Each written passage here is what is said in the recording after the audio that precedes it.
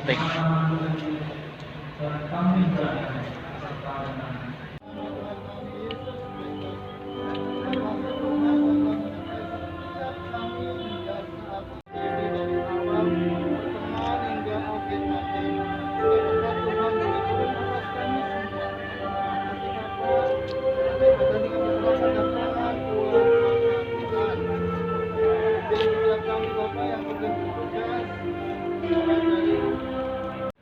Berjalan dengan penyertaan yang katanya dari Tuhan.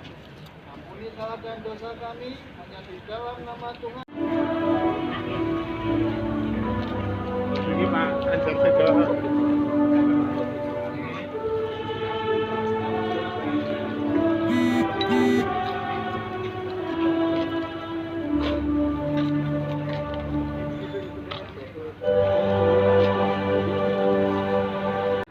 Baik, kalau saya Budiarjo saat ini selaku Ketua Majelis GKJ Taman Murni, dan masa jabatan Ketua Majelis itu di sini maksimalnya hanya 2 tahun. Setiap 2 tahun itu terjadi pergantian perubahan. Kenapa itu berganti? Karena memang bagian dari regenerasi yang dilakukan.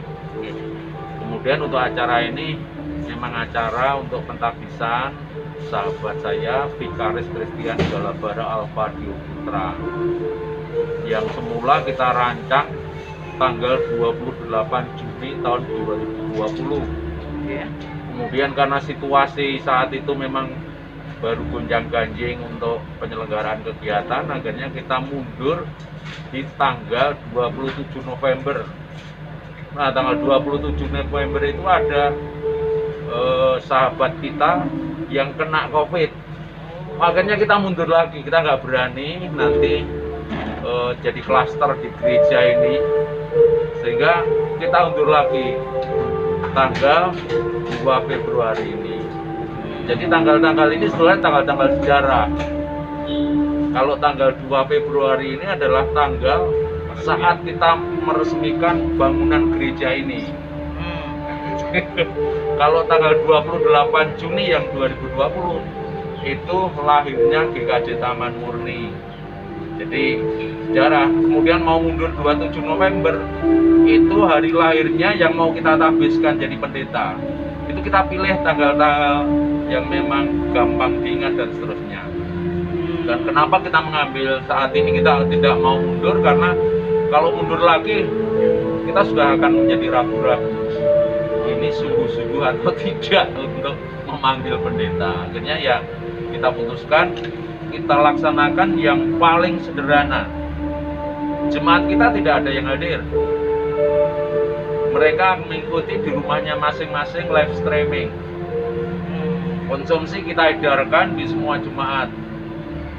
Sehingga yang hadir memang hanya majelis, kemudian panitia, kemudian tamu undangan terbatas, pendeta-pendeta yang menafiskan, sama majelis gereja yang dari Solo yang kita undang perwakilan hanya satu-satu. Sehingga total yang hadir di sini ini kurang lebih hanya 100. Dari kapasitas gereja 350. Itu kita hanya pasang 100, dan itu yang paling sederhana yang kita bisa lakukan. Kan kegiatan ziarah, artinya waktu kita menempati ini kan dilakukan ziarah dulu 29 Januari, dan itu kita biasakan untuk ziarah kemana? Ziarah ke leluhur kita, yang pendahulu-pendahulu kita yang sudah meninggal, dan itu bagian dari kebudayaan yang kita lakukan untuk menghormati pendahulu. Itu kita lakukan setiap ulang tahun 1 tahun sekali. Itu rangkaiannya. Kemudian kalau ritual yang dilakukan di sini, memang kemudian ada sedikit kegiatan dramaturgi. Jadi untuk mengantar kenapa saudara kita Galabara itu mau ditabiskan jadi pendeta, itu memang kayak dimainkan dalam teater itu. Sehingga memang anaknya ya karena kreatif di bidang seni, dia suka melukis. Meskipun anak ini lulusan lulusan Teologia Jakarta. Jadi anak Jakarta tapi temennya di Solo banyak, teman seninya banyak, sehingga dia banyak mengundang teman-teman yang di Solo untuk main drama itu, meskipun singkat tapi itu dibikin untuk memberikan kesan bahwasannya menjadi pendeta itu memang tidak main-main, dan itu dilakukan dengan sungguh. Katanya dia menjadi manusia biasa yang tidak lebih dan tidak kurang dengan yang lain, tidak merasa menjadi pemimpin, enggak, tapi pesan yang disampaikan dia berasal dari orang yang biasa, rakyat jelata. Kemudian yang pesan kedua, pesan moral kedua, memang menjadi seorang pendeta adalah itu bagian dari amanah yang meskipun seberat apapun, karena itu bagian amanah. Dan kemudian kalau orang Kristen itu timbalan, jadi seakan-akan sudah ada plotnya gitu, timbalan itu, dan kita terima dengan senang hati, meskipun seberat apapun diterima dengan senang hati. Jadi itu dua pesan yang disampaikan. Nah, kemasannya memang kemasan teater. Ya. Pak, gereja ini Jadi untuk gampang mengingatnya kan, waktu itu cari tanggal 2 Februari tahun 2012. pergantian pendeta sudah berapa kali? Kalau pendeta belum ada pergantian. Yang apa tadi? Berdirinya gereja ini kan bangunannya ya, bangunannya itu tanggal 2 Februari tahun 2012. Itu bangunan gereja kita bangun, kemudian kita gunakan, diresmikan tanggal itu. Kemudian kalau pendetanya ya baru satu, Pak Pendeta Isubari. Ini akan emeritus atau pensiun itu tahun 2023. Nah, kenapa kita sekarang sudah cari pendeta baru?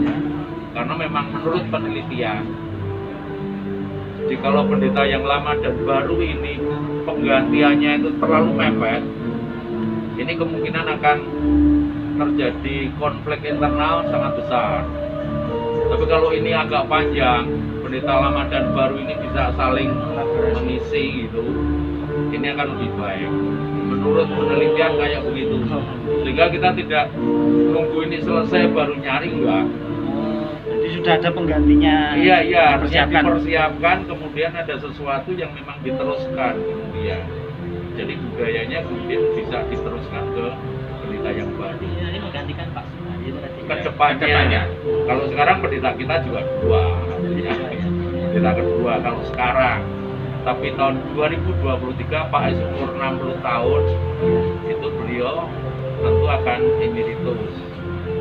Pendeta itu tidak ada pensiunnya, jabatan fungsional pendeta. Yang pensiunnya itu adalah pekerjanya. Dia menjadi pekerja di gereja ini. Sehingga itu yang pensiun. Tapi kalau pendetanya tidak pensiun. Artinya dia tetap meskipun umur berapa, tetap hanya selaku pekerja dia pensiun.